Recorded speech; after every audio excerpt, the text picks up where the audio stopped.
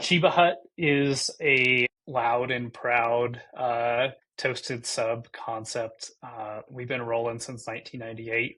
We are a marijuana themed sub shop, very much so full of not only food, but music and art and counterculture vibes.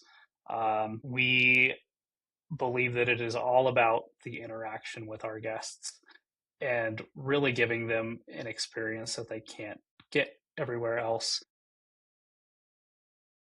There are a few things in the consideration set in thinking about changing providers in general. And I think the first one is how well is not only the program that you have working, but how is the tech that actually runs the program working? And are you able to rely on that tech? Does the tech give you what you need to do the right analysis and prove out results at the end of the day? And then how much does that tech cost on a recurring basis? For us, when we were on Punchh, I feel like you're always dealing with two core things in a loyalty program, and it's number one, how do I get more people to sign up for my program? And two, how do I drive my participation or revenue capture rate higher? And those are the two core things. Previously, we had a participation or capture rate that was around 7.5%. So pretty low. And we were not acquiring guests very quickly. Those were the two areas that we really felt like Thanx made a great case for making the switch from Punchh. And the thesis was okay, we are going to massively increase those two metrics and the two metrics that really matter. So coming out of that transition, we turned our capture rate from 7.5 to 20%.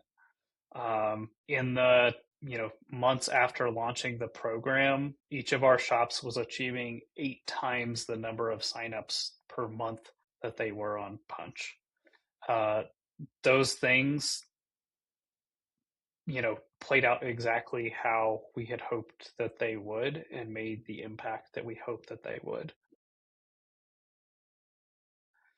One other big thing is that I would say, from a cost standpoint and a standpoint of dealing with the technology, we were constantly developing app updates beside Punchh. And we were in the weeds doing a lot of development work and testing of the app and testing of the technology to make sure that everything worked. And not only was that costly, it also took a lot of time away from the limited resources that you had to actually run the program itself. Which you can have the right tech, but if you don't have the ability to make the tech actionable, it doesn't matter at the end of the day. So that helped us to take labor off of worrying about the technology and the development of the technology and actually activating in the program. We aren't a brand that discounts a lot. And the loyalty program is quite honestly the only way that we discount. And being a franchise brand, we're just not known for that at the end of the day. So acquisition was always hard because nobody wanted to give away free items for sign up or, $10 off your next $20 purchase to get somebody into the loyalty program. And I feel like the Thanx tech helped us to solve a core issue there to where we now have a very small sign up incentive with essentially points in our program to enroll instead of leading people through a tedious sign up process that just inherently turned people away and how difficult the process was. We've kind of flipped the paradigm, and it's so easy to sign up now that we don't have to give an incentive to make that happen. So for a brand that, isn't big on discounts, it really solves that problem. Yeah, so I think in general, there's an there's kind of a two different perspectives here, an HQ perspective and a franchisee perspective for us. I feel like from a franchisee perspective, with them looking at their stats and how the loyalty program is actually performing in their shops, it's a real encouragement to see something come out of the gate and perform three times as well. So it's been great as far as having great conversations with our franchisees around loyalty and actually getting them interested in a deeper level in loyalty. One of the other big things there with the increased sign up rate, uh, I was on the phone with a franchisee yesterday that owns two shops in our San Antonio market. And I was walking them through how they can send out rewards themselves. They can send out email campaigns and push notifications. And the owner saw the size of their audience segment.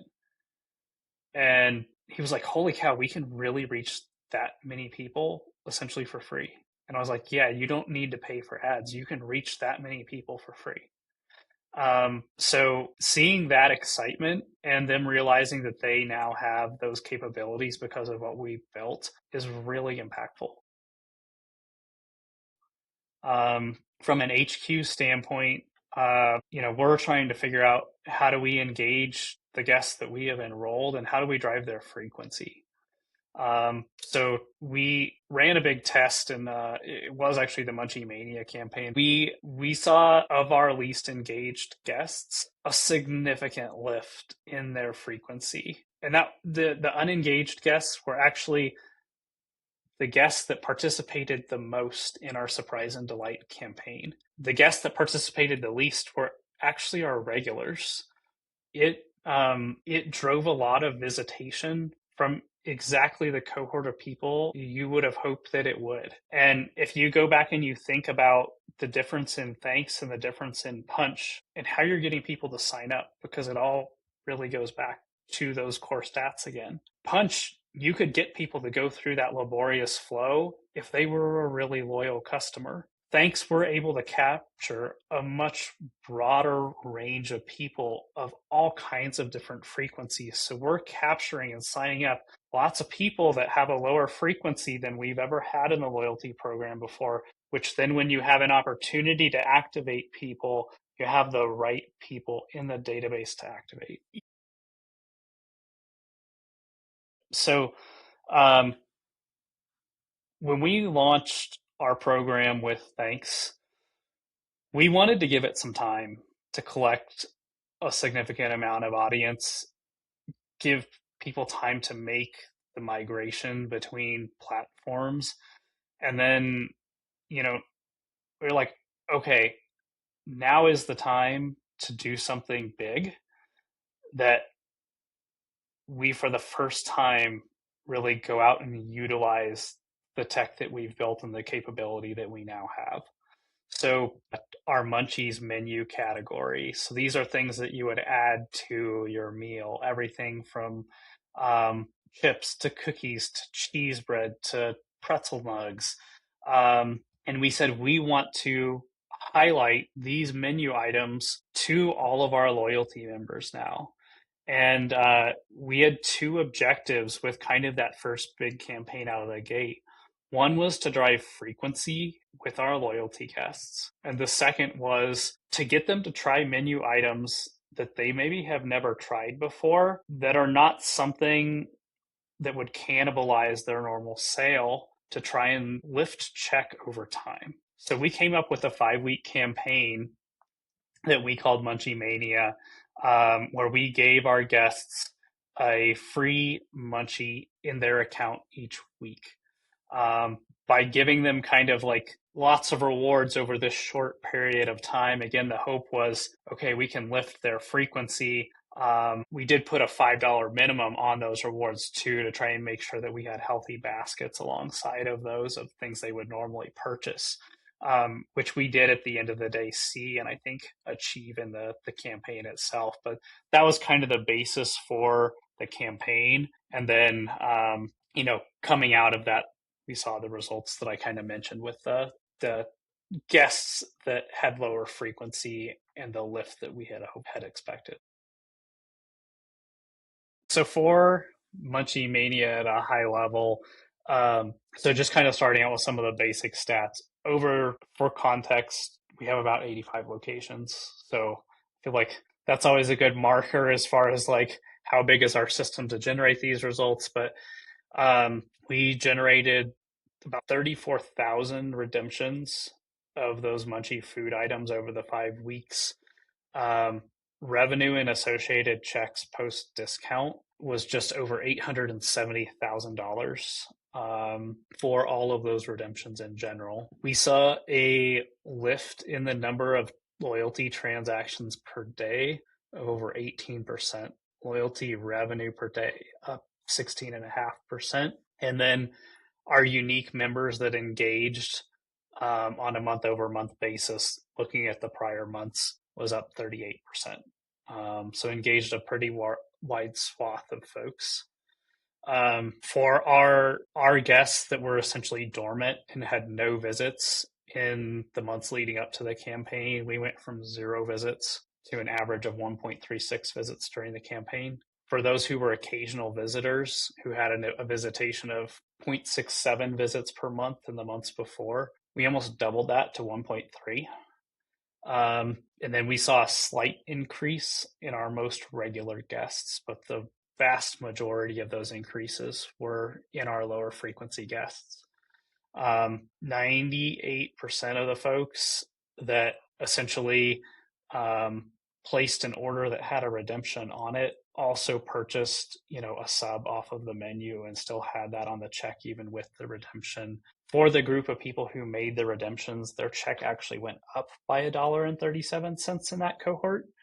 And then even if you think about beyond subs and the total number of items on checks, 75% of people actually added the redeemed item to their check versus substituted out an item that would have normally been on it. So at a high level, those are kind of the key important results. Yeah, so we had a pretty tight timeline to make our transition.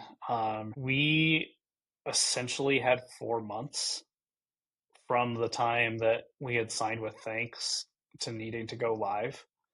And strictly because of contractual obligations. And I think everybody is really often up against kind of that same hurdle of, okay, I've got to make the transition by this date. And I would say there were a lot of folks behind the scenes that were like, oh my gosh, are we going to have to try to find a way to extend our contract with our existing provider? Like, are we going to run short on time? I think what we found was an onboarding process that was really well organized and put together that essentially gave us all of the important dates and exactly when we needed specific, pieces in order to hit our timeline.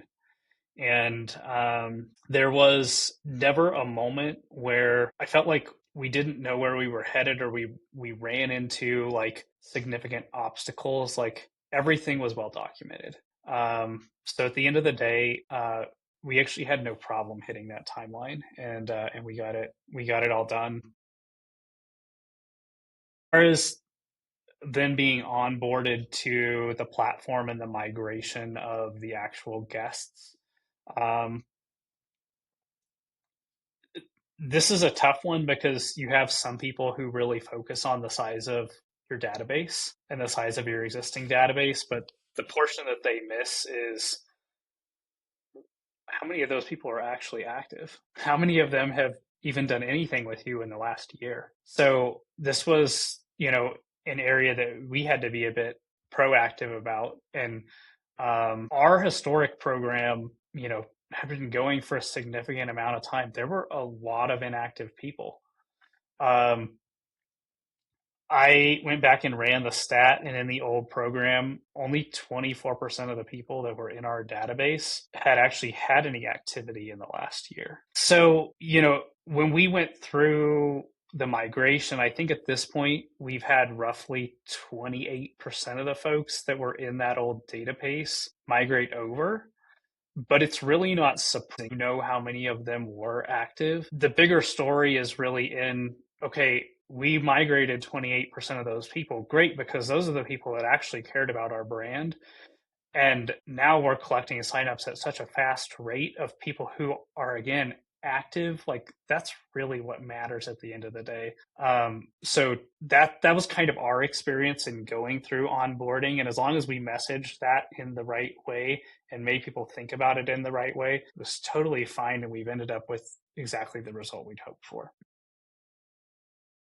Yeah, so I feel like the account support has been one of the things that we have very much so appreciated on our side. I feel like the speed of our business moves fast, and it is hard for us to find partners that keep up with the pace at which everybody internally wants to move. And I felt like with the prior partner we had, we could express the needs that we had as a business, but quite honestly, like, they didn't really care. In dealing with Thanx, like, I think everybody has features that they always want, and everybody has their wish lists. But when it comes to the day to day support, most things that would take weeks to get answers to with our prior provider, our CSM knows.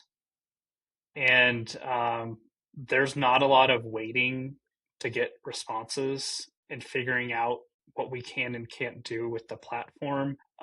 It's pretty rare that we go like a couple of days without getting a good response that I feel like is an accurate representation that I can take back to other stakeholders in our business. And basically, we can work through the options that we have with the technology. So that's kind of a game changer when you don't want to be the one in the room that can't keep up with everybody. There's so many options that you have when it comes to running a loyalty program at the end of the day. And a lot of the legacy providers, yes, they have a lot of functionality that has been built up over the years. But a lot of times that actually is a bit construed and can actually be a bit of a distraction as to accomplishing the core goal that you need to at the end of the day. Um, Along with dealing with systems that, in my opinion, are not very reliable. So Thanks has done a great job at, I would say, nailing the things that really matter in loyalty and really focusing on the right things. So instead of spending my time troubleshooting constant guest issues that are coming in with the platform, Thanks has nailed the tech. Their tech is extremely stable, and we have few issues at the end of the day. So I am not constantly pulled away from trying to develop a strategy to um, dealing with why somebody didn't get their points for the day. Getting out of that world is a game changer. Also, getting out of the world of dealing with developers on a regular basis and keeping our app up to date, again, like, those two things combined and the time that those two things take with some of the legacy providers is a game changer in coming to a platform like Thanks. I devote so much more of my time to actually developing campaigns, looking at our analytics, being able to share those with people in our organization versus just trying to run the program and keep it alive, I would say. So from that area, just a total change in what I was used to in my day to day. And I will say, in thinking about that, most of my interactions with our CSMs previously were dealing with a lot of those issues that came with the other platforms. Now I'm having conversations with our CSM that are talking about our strategy and the results.